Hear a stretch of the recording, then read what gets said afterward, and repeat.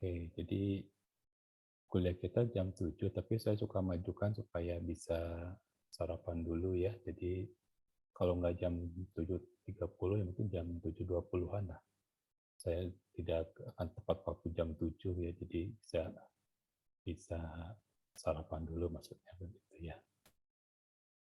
Bentar, saya sharingkan dulu slide-nya.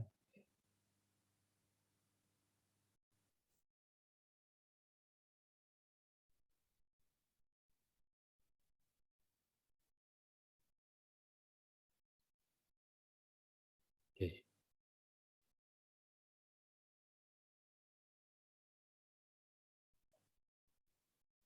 Ini adalah profil singkat saya, jadi saya S1-nya bukan dari sistem informasi ya, tapi saya sudah mengajar sistem informasi dari tahun 94 ya. Dari sejak saya jadi sarjana muda, saya sudah mengajarkan sistem informasi. Dulu masih sistem masih ada di sekolah tinggi ya, belum banyak di universitas. Ini adalah pekerjaan saya selain dosen, saya juga jadi trainer dan juga jadi auditor di beberapa perusahaan, jadi ikut membantu beberapa perusahaan jadi auditor sistem informasi.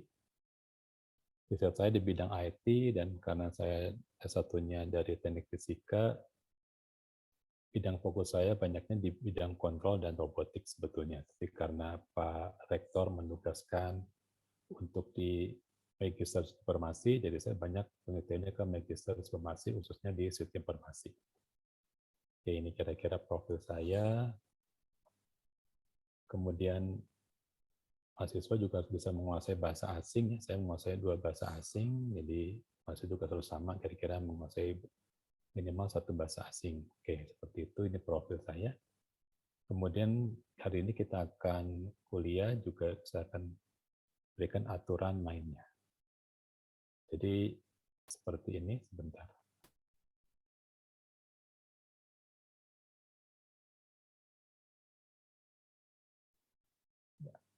Kali ini kita akan mempelajari pengantarnya dulu, pendahuluannya ya. Manajemen informasi ini ada di semester 6, jadi harapannya mahasiswa sudah menguasai teori tentang sistem informasi. Ada di semester 6, berarti di sini materinya adalah intermediate, lebih tinggi daripada yang beginner gitu ya. Jadi informasinya sudah lebih beginner, banyak masalah-masalah real, banyak juga kondisi-kondisi di lapangan yang dulu di teori tidak diceritakan, tapi diceritakan. Di sini saya sebetulnya sebagai praktisi ya, jadi bukan sebagai dosen saja, tapi saya sebagai praktisi di Unikom yang jadi praktisi informasi tidak banyak, ya kebanyakan jadi dosen. Saya termasuk yang praktisi ya. Nah, buku yang digunakan itu yang utamanya ini bisa di-download, diunduh di LMS. Ini adalah James A. O'Brien. Satu lagi bukunya ada juga yang dari Loudon, tapi Loudon sifatnya itu umum. Kalau ini lebih spesifik untuk mengelola sistem informasi. Ini bukunya, materinya kira-kira ada 8, kita ada 16 kali pertemuan. Jadi ada beberapa topik yang mungkin diceritakan 2 kali, tidak 1 kali ya. Nah, ini aturan mainnya. Absensi online itu 5%. Jadi di Fakultas Teknik dan Ilmu Komputer itu harus ada absensi sebagai syarat untuk UTS dan UAS. Dan supaya mahasiswanya rajin diberikan 5%. Tugas 15%, jadi UTS dan UAS-nya 40-40%. Sistem pembelajarannya kita pakai OBE sesuai dengan permintaan dari program studi. Ada kelebihan, juga ada keuntungannya. Ada yang sudah tahu, pernah dengar yang namanya OBE? Sudah dengar belum? Belum, Pak. Belum ya. Jadi OBE itu tidak mengejar materi harus selesai, tetapi mengejar supaya mahasiswa bisa lebih banyak mengerti. Itu keuntungannya, tapi juga ada keterbatasannya, yaitu tugas harus lengkap. Jika ada yang tidak lengkap, maka harus diganti dengan tugas baru. Bagi dosennya cukup capek karena harus mengganti tugas baru, dia jangan sampai terlambat. Dia tugas itu harus penuh. Keterlambatan untuk pengumpulan UTS atau UAS kalau secara online juga itu mempengaruhi, jangan sampai terlambat. Artinya waktunya cuma diberikan dalam waktu hari yang sama untuk pengumpulan UTS dan UAS. Nah, untuk perkuliahan ini kita secara online karena dari catatan lebih dari 25 orang kita menggunakan Zoom. Saya biasanya ngajar jam 7.30, tapi karena hari ini ada pertemuan dengan Pak Rektor, jadi kita dimulai jam 7.30, 7.15. Absensinya tidak perlu memasukkan nama, tapi nanti sudah dicek oleh Zoom. Jadi dari Zoom itu ada report siapa saja yang masuk. Kemudian yang namanya belum diubah, ubah dulu nama depannya NIM. Jadi saya nanti waktu menyimpan dan melihat reportnya mudah. Jadi yang belum masukkan NIM dan nama, urutannya NIM dulu, baru nama. Wajah tidak harus selalu tampil, saya tidak ingin maksa tampil, tapi kalau misalkan di akhir saya minta untuk bukti absensi, mungkin tampilkan wajah. Ya pagi-pagi gini silakan sambil sarapan, ya, sambil makan, sambil dengarkan kuliah, tidak masalah. Jadi tidak perlu tampilkan wajah kalau tidak diminta. Paling saya minta cuma sekali, atau kalau ada yang mau nanya baru tampilkan wajah ya. Kemudian mahasiswa yang belum terdaftar di LMS, pakai LMS. Kemarin saya waktu semester lalu menggunakan Google Classroom, sekarang saya wajib belajar LMS, jadi harus pakai LMS semua dosen Unicom ya. Materi semua saya usahakan ada di LMS, kemudian kalau ada yang sakit atau izin tidak bisa ikut hadir, dan nanti bukti surat izinnya atau surat sakitnya kirim ke email saya. Kalau tidak tadi email yang di Unicom atau email yang ada di Jeffrey Pak dosen ID, silakan ya. Dengan lama-lama ya 1 minggu lah kalau misalkan izin. Izin kegiatan dari Unicom itu masukkan saja surat pengantarnya. Kalau berkelompok nggak jadi masalah. Kalau ada yang di sini yang ikut MBKM juga sama, izin langsung dari Unicom saja, tidak perlu setiap minggu kasih surat. Pokoknya kita permudah saja di situ ya. Oke, ini adalah aturan perkuliahan. Kalau misalkan ada yang tertinggal, ya nanti kita bagikan slide-nya ya, atau videonya kita berikan di sini. Itu aturan mainnya. Kalau ditanya berapa kali keterlambatan, ya jangan terlalu sering terlambat aja ya, jangan terlalu sering tidak hadir ya. Yang zaman sekarang untuk zaman menggunakan online ya hadirlah, walaupun mungkin cuma tidak tampil wajah ya hadir saja supaya tercatat di Zoom report ya, supaya tercatat. Oke, kita akan mulai perkuliahan, jadi tidak berlama-lama, kita langsung kuliah saja. Kita sudah ada berapa orang? 23 orang ya. Oke.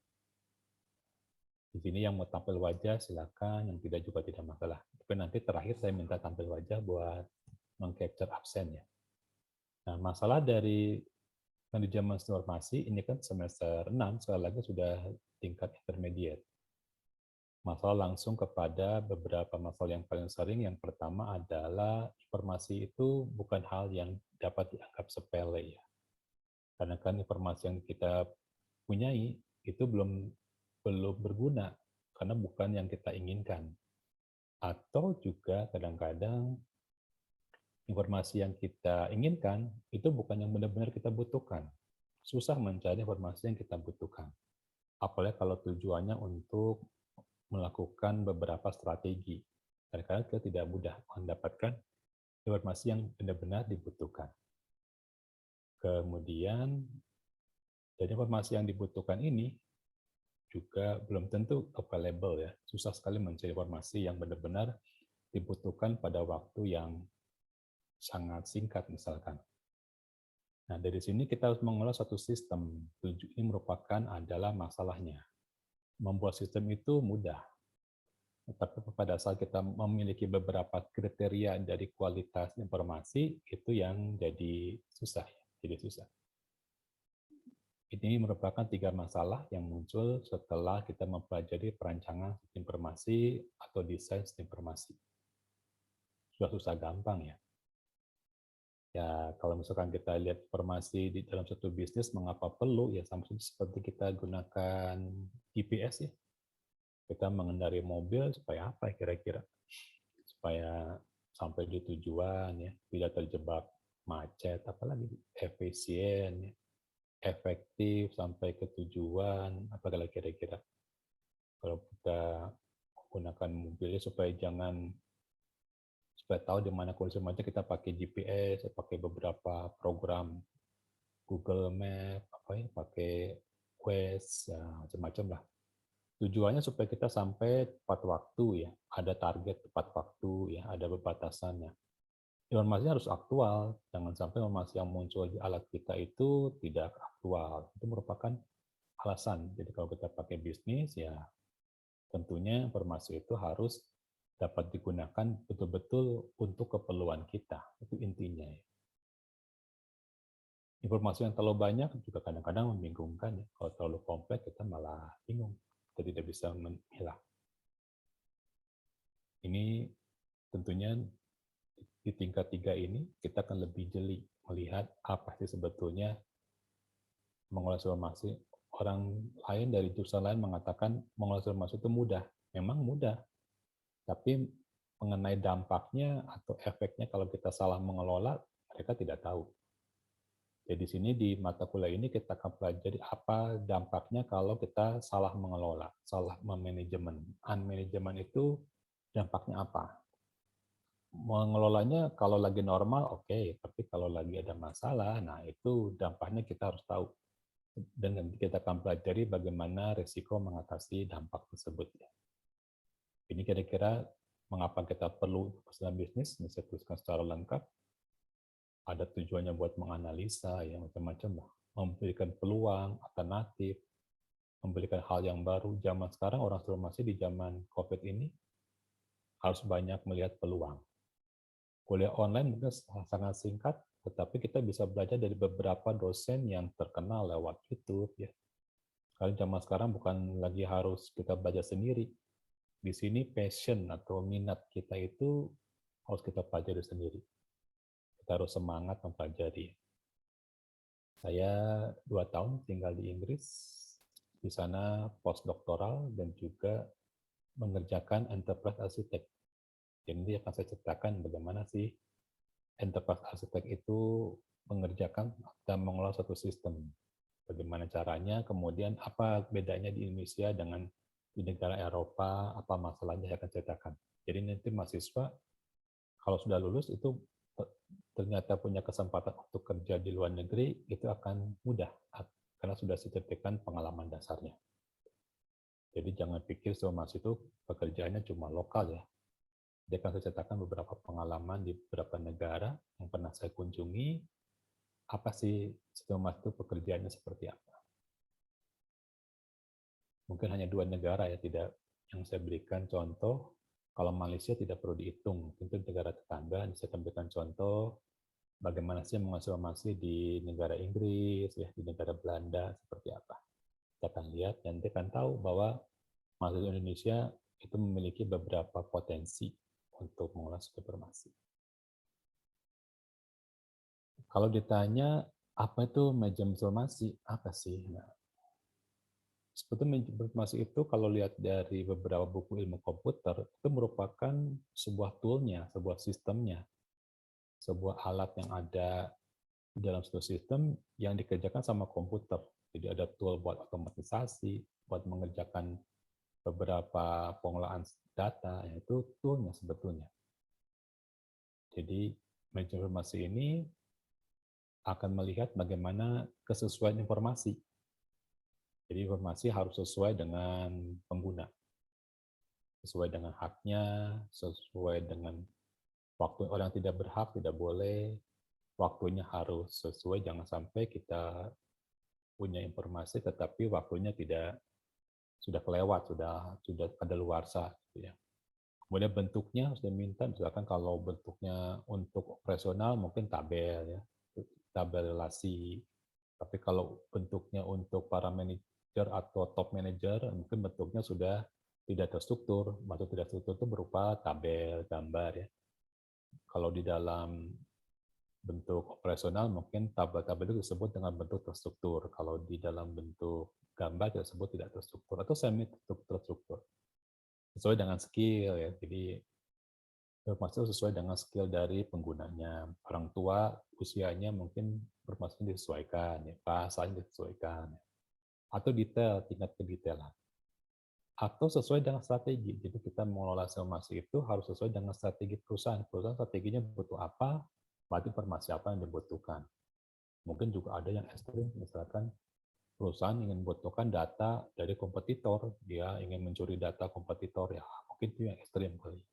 Mungkin saja bisa seperti itu. Atau juga di sini mata kuliah ini, manajemen sistem informasi ini, mengajarkan mengenai beberapa fenomena. Fenomena ini diajarkan biasa di tingkat 3. Fenomena-fenomena perubahan yang terjadi setelah satu sistem itu dibuat. Kalau di perancangan informasi cuma buat. Tapi setelah jadi dibuat dan dijalankan, muncul sesuatu yang berubah sesuai dengan tempat atau landscape dari semua tersebut diterapkan. Macam-macam kita tahu fenomena apa saja. Sehingga di sini mahasiswa nanti akan punya kemampuan untuk bisa menebak apa yang akan terjadi kalau sistem ini dilepaskan atau diluncurkan. Seperti apa, dan jika terjadi, jadi kita bisa mengatasinya. Nah, mungkin ada pertanyaan jika yang namanya manajemen informasi itu apakah sama dengan sistem informasi manajemen? Nah, ini mungkin atau dalam bahasa Inggris ya. Manajemen informasi itu kalau diterjemahkan menjadi informasi system manajemen. Nah, apakah sama dengan sistem informasi manajemen yang diterjemahkan menjadi manajemen information system? Nah, kita itu yang mana di sini ya? Ini harus kita perjelas dulu ya. Mana kira-kira yang tepat ya, apakah manajemen informasi, apakah sama dengan informasi manajemen. Kalau manajemen informasi berarti kalau diterjemahkan secara harfiah itu mengelola sistem informasi. Kalau sistem informasi manajemen ini adalah sistem yang diberikan untuk seorang manajer. Nah, kira-kira mana yang benar ya di sini ya. Nah, manajemen informasi dan sistem manajemen dalam pengertian ilmu komputer di computing curricula, dasar dari kurikulum komputer itu sebenarnya sama. Hanya uniknya manajemen informasi ada kata manajemennya ya. Ternyata kata manajemen informasi itu banyak dipakai oleh program studi ilmu komputer. Padahal lucu, kata manajemen bukan ada di ilmu ekonomi, tapi malah mata kuliah manajemen informasi itu adanya di ilmu komputer. Kebalikannya, studi informasi manajemen itu nama kuliahnya ada di program studi ekonomi. Yaitu keunikan di Indonesia ya. Khususnya yang namanya manajemen informasi bukan ada di program studi ekonomi, tetapi ada di program studi sistem informasi manajemen. Ya, sistem informasi ada di kita, maksudnya ada di kita. Jadi kalau ditanya apakah sama antara MIS dengan ISM, jawabannya sama. Hanya kalau dilihat dari sejarahnya, MIS itu lebih dahulu muncul ya. Kalau lihat dari sejarah kurikulumnya, pertama kali dari zaman-zaman dulu itu, dari ASME, ACM, itu yang muncul pertama kali adalah MIS. Nah, kita menggunakan istilah manajemen informasi. Jadi artinya sebetulnya sama saja, ini merupakan informasi yang digunakan oleh para manajer. Untuk apa? Ya, untuk mengambil keputusan, untuk melakukan suatu kebijakan, sama saja ya. Jadi informasi juga sama dengan suatu sistem yang diperlukan oleh seorang manajer. Begitu ya. Ada yang belum jelas sampai di sini?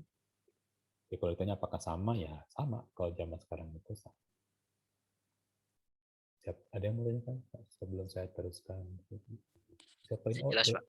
Bulan Putri, tolong ganti dulu pakai NIM ya. Depannya NIM, bisa nanti gampang.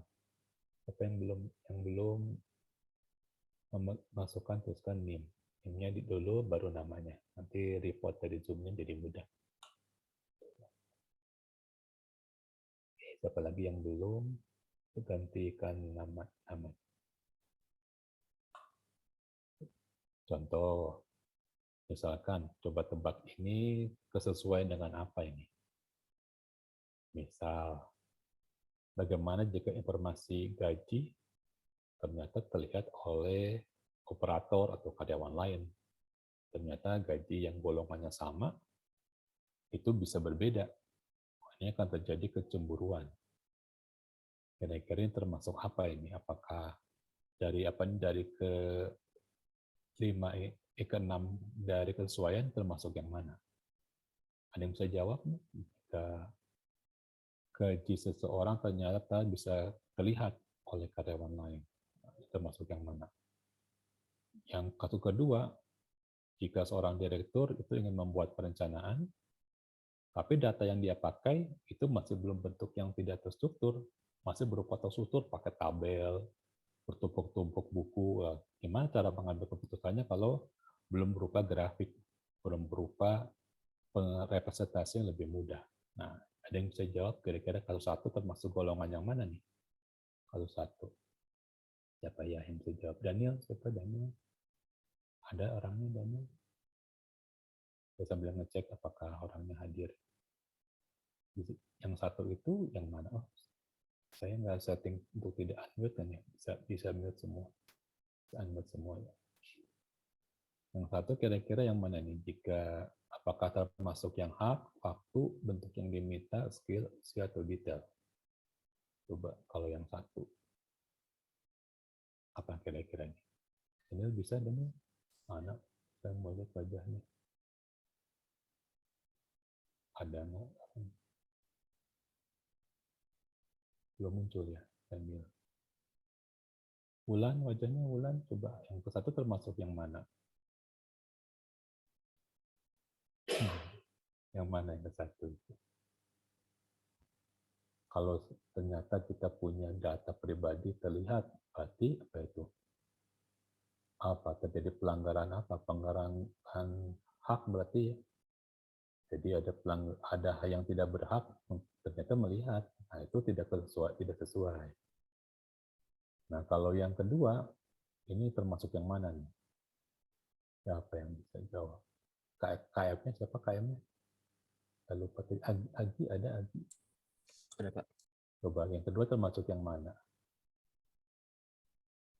Kasus apakah termasuk kesesuaian hak, waktu, bentuk yang diminta, skill, usia, atau detail? Maksudnya, kalau yang kasus kedua. Apa kalau disuruh milih? Yang mana itu? Mana lagi? Oh, Ada Pak, ada.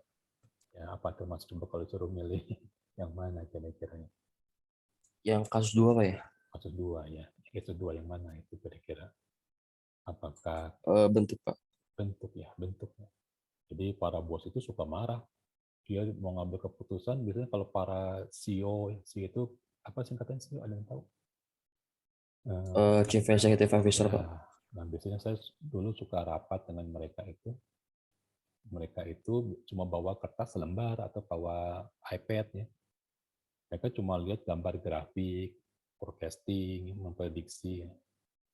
Jadi dia nggak mau bentuknya masih tabel, apalagi buku tebal-tebal. Wah, mereka nggak mau baca buku besar, neraca laba rugi, nggak mau. Nah, mereka pakai bentuk yang ingin yang lebih sederhana untuk mengambil keputusan. Coba lagi kasus yang ketiga sebentar. Nah, ini isi registrasi ulang meminta informasi yang kadang-kadang aneh. Minta informasi tentang orang tua, ya, mungkin nggak aneh juga, tapi kalau panjang aneh juga ya, penghasilan, nama, alamat, dan nomor telepon. Ini termasuk yang apa ini? Detail kali ya, ini nggak susah, ini detail.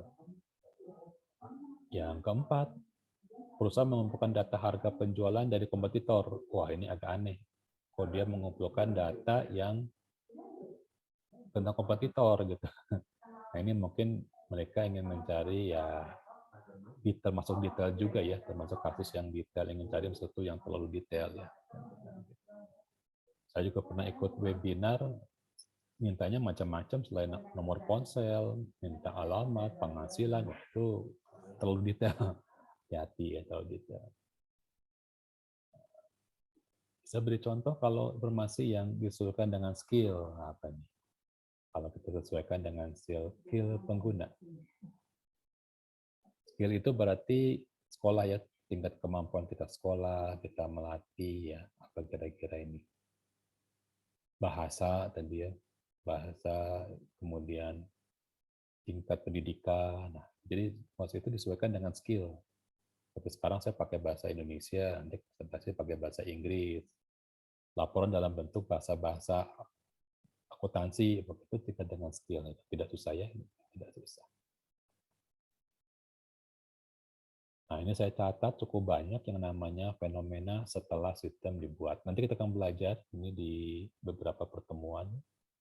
Fenomena itu ada dua, ya. Ada yang disebut dengan kesesuaian, sesuai dengan apa, sesuai dengan sistem informasi, sesuai dengan bisnis, sesuai dengan standar, sesuai dengan misalkan penggunaan ISO berapa gitu ya. Sesuai dengan sifat, itu sebutnya normatif. Atau sesuai dengan perubahan. Setelah kita buat sistem, ternyata bebannya berubah. Misalkan, saya membuat sistem perwalian, ternyata mahasiswa Unikum bertambah banyak.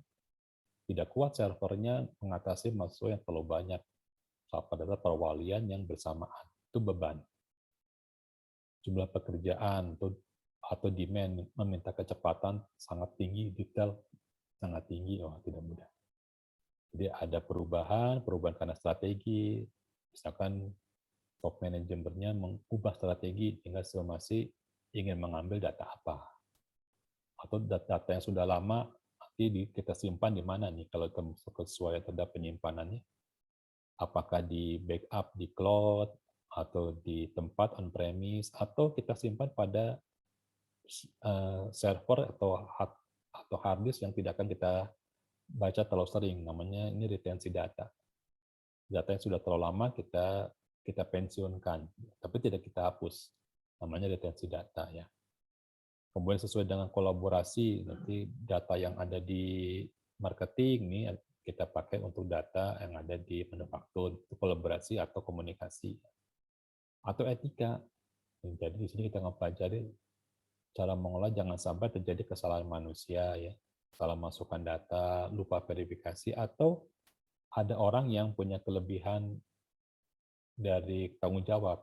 Jadi dia bisa membuka atau membantu suatu pemberian kredit, dia juga yang mengizinkan, dia juga yang ACC, itu namanya tidak ada pemisahan tanggung jawab. Harus ada pemisahan tanggung jawab, tersebutnya dengan segregation of duty.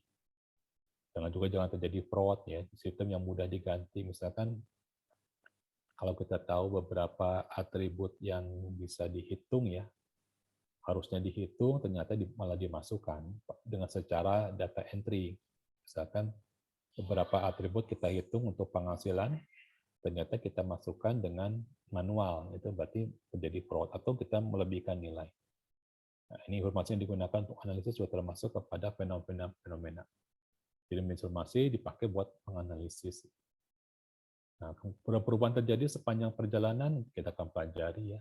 Nanti perubahan kompetitor, maka sistem informasi yang kita buat berubah. Perubahan regulasi pemerintah maunya bagaimana, misalkan ada aturan pajak, ada aturan minimal dari suatu data, nah itu berubah juga. Macam-macam perubahannya kita akan pelajari ya. Infrastruktur, perubahan karena biaya, ya banyak macam-macam lah. Atau perubahan terjadi serangan terhadap sistem terlalu sering, banyak virus, banyak serangan, nah itu kita akan pelajari. Ini fenomena ini merupakan kelebihan dalam mengelola informasi. Kita akan pelajari dulunya mungkin di perancangan tidak banyak bercerita mengenai fenomena setelah sistem itu dibuat. Kita akan pelajari. Jadi bagaimana kalau sistemnya diganti, atau nanti terjadi merger, sistem yang lama bergabung dengan sistem yang ada di perusahaan yang dimergerkan, seperti apa, itu kita pelajari. Hal-hal tersebut merupakan hal-hal yang mungkin baru ya, kan baru. Nah, dari buku O'Brien itu banyak diceritakan mengenai fenomena ini. Yang terbaru mungkin saya berikan buku dari Loudon, itu tahun 2020. Itu banyak sekali cerita-cerita yang akan saya sharingkan, nanti sebagian saya bagi pada saat kita kuliah. Oke, ya. Nah, ini informasi kalau kita hubungkan dengan bisnis, itu adanya di level tengah. Ya. Jadi sebagai pendukung bisnis dalam mengambil keputusan. Nanti ada informasi yang kita gunakan itu taktis. Nah, apa itu? Kemudian kalau top management itu informasinya bersifat strategis. Nah, apa juga itu ya? Mungkin kalimat ini agak susah, kalau saya cerita begini mungkin lebih mudah. Nah, seperti ini ya. Apa sih bedanya taktis dan strategi jika bermain bola? Ada yang tahu bedanya? Taktik dan strategi dalam bermain bola. Atau bermain catur ya. Taktik dan strategi bedanya apa? Kadang-kadang dianggap sama. Padahal sebetulnya ada perbedaan sedikit. Apa kira-kira? Boleh Pak izin jawab Pak? Silakan. Siapa Eh, namanya? Agi Pak. Lagi. Oh ya, KM-nya. Iya. Gimana nih? Mungkin Bermain bola. kalau strategi itu kayak map-nya Pak ya, kayak Ya, untuk betul, mencapai betul. goals-nya tuh gimana Ya, gitu Pak. Tapi betul. kalau tactics itu how to-nya Pak. Kayak Hmm? apa step-stepnya bagaimana, misalkan mau oper bola ke lawan, mau oper bola ke lawan, mau oper bola ke teman dan lain sebagainya gitu Pak. Itu Jangan ke lawan. tactics ya maaf saya. Kalau mah gol sendiri Pak. Ya, betul, betul. Jadi kalau yang nama strategi itu mapping atau perencanaannya jangka panjang ya. Betul Pak, Jadi future misalkan, oriented mungkin Pak. ya, jadi kalau kita bermain bola, mungkin siapa yang jadi gelandang tengahnya siapa, penyerang siapa, backnya siapa, itu adalah strategi. Nanti taktis betul, jadi bagaimana cara mengoper dari bagian back ke bagian tengah, atau langsung kepada bagian penyerang ya, itu taktiknya. Apakah langsung dioper atau diputar dulu, macam-macam itu taktiknya.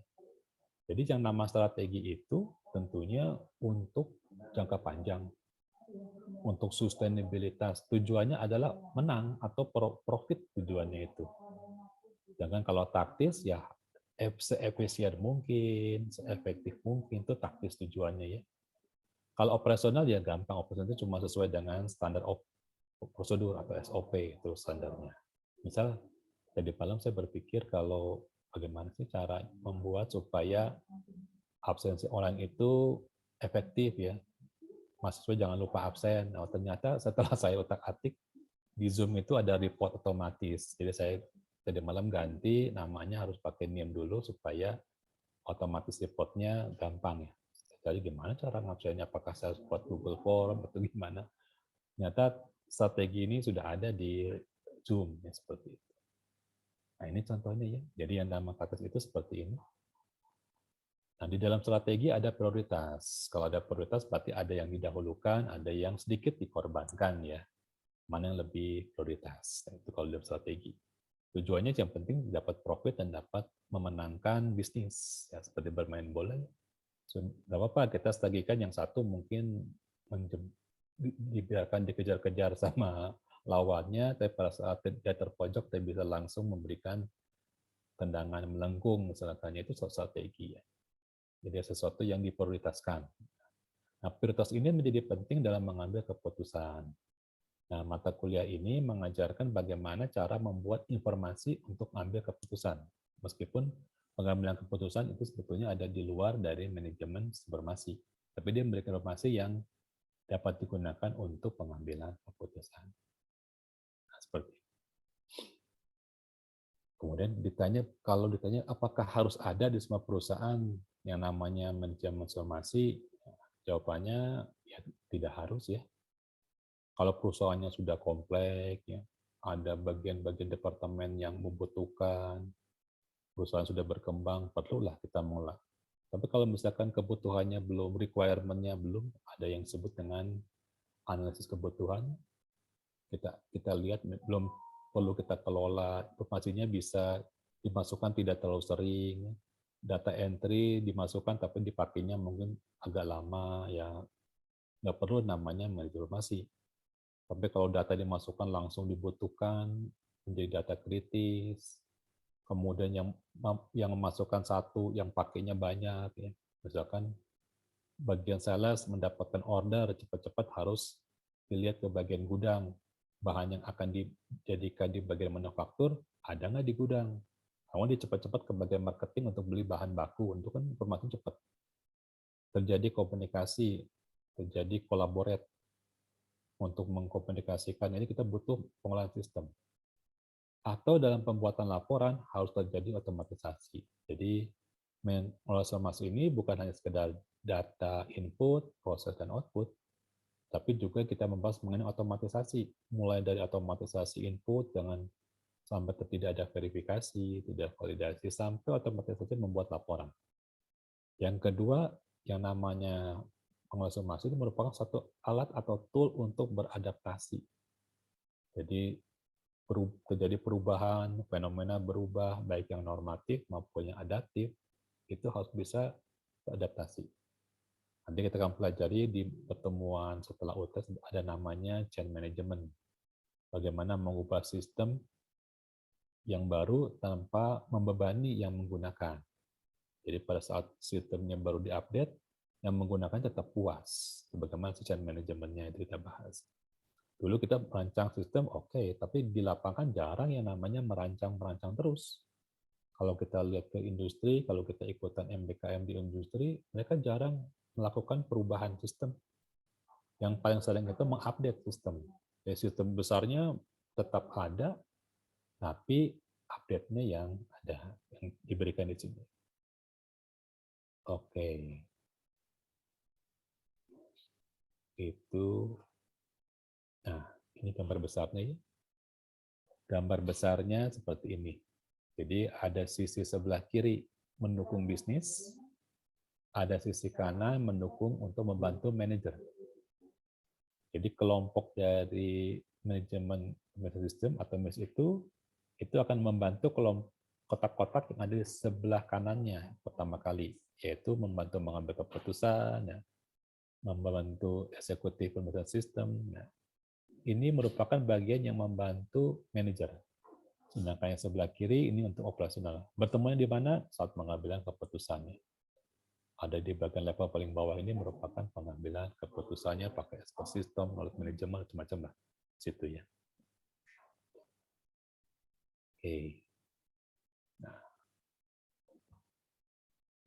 dari semua data ini coba tuliskan di chat. Mana kualitas informasi yang paling sering dibutuhkan? Kalau kita punya informasi, yang mana yang kita butuhkan? Misalkan kita ingin perjalanan dari Bandung, saya mau perjalanan ke Inggris nih, mau tinggal di Inggris. Mana yang paling coba tuliskan di chat? Mana sih data yang menurut mahasiswa yang paling penting? Yang mana kira-kira? Coba tulis di chat.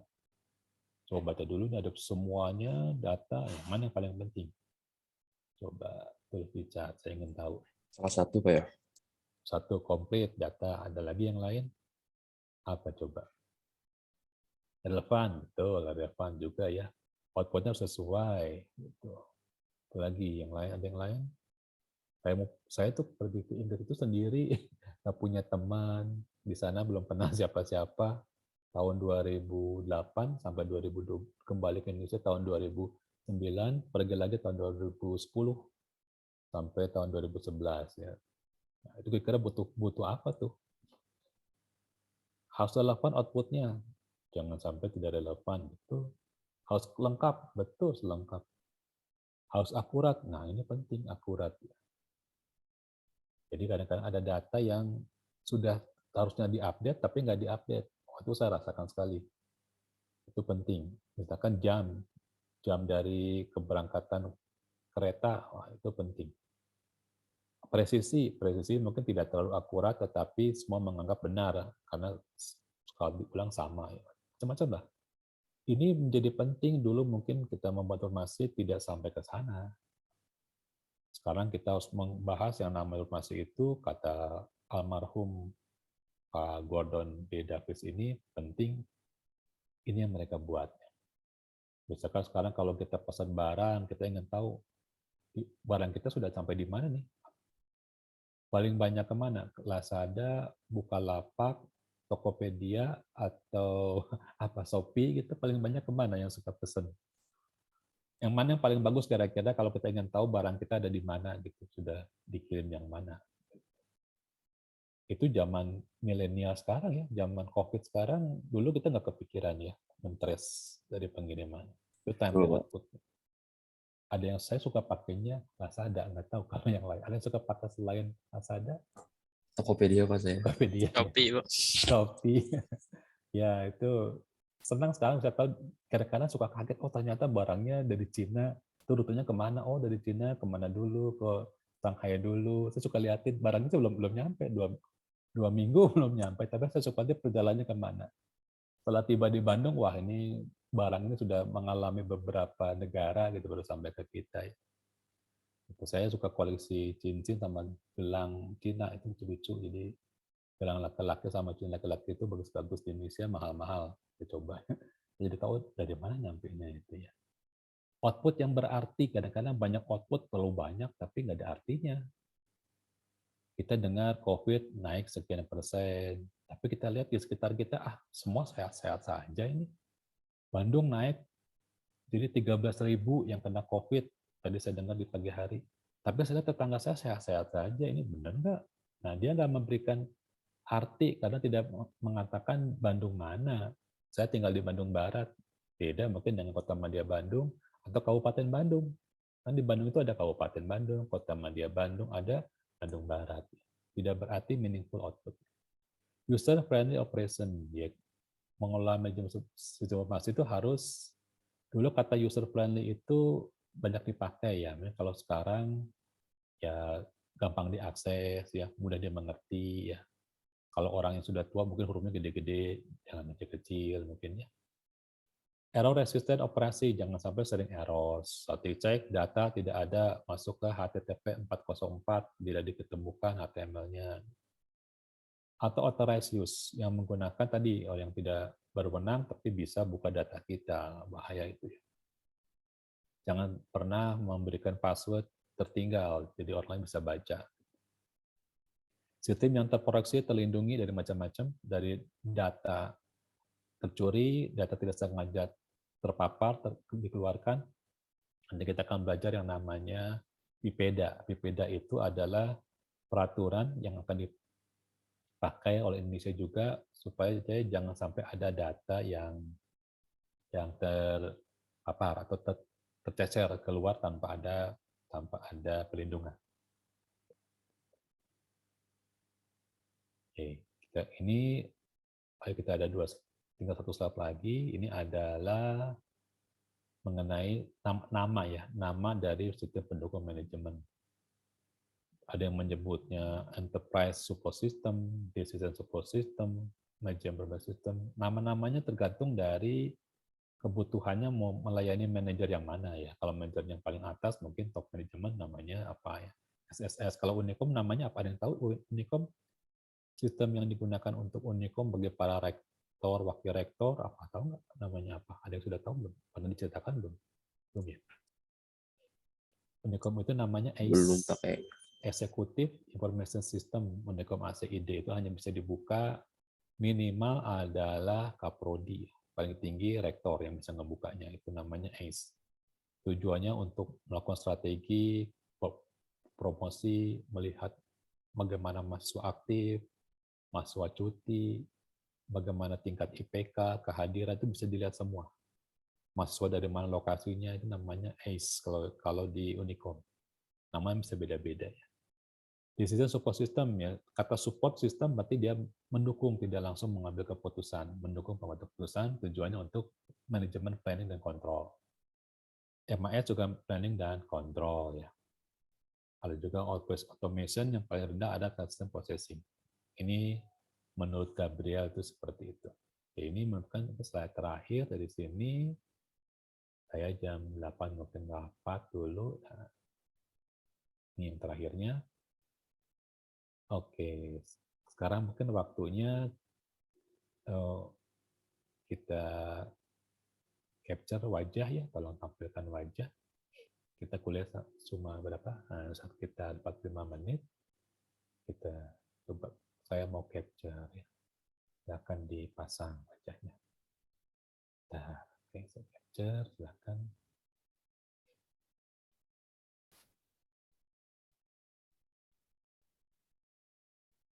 Satu dulu, oke. 1, 2, 3. Oke. Kok kita ada berapa slide? Oh, ada 2 slide. Bentar, ganti. Slide yang Slide yang kedua. Slide yang kedua. Oke.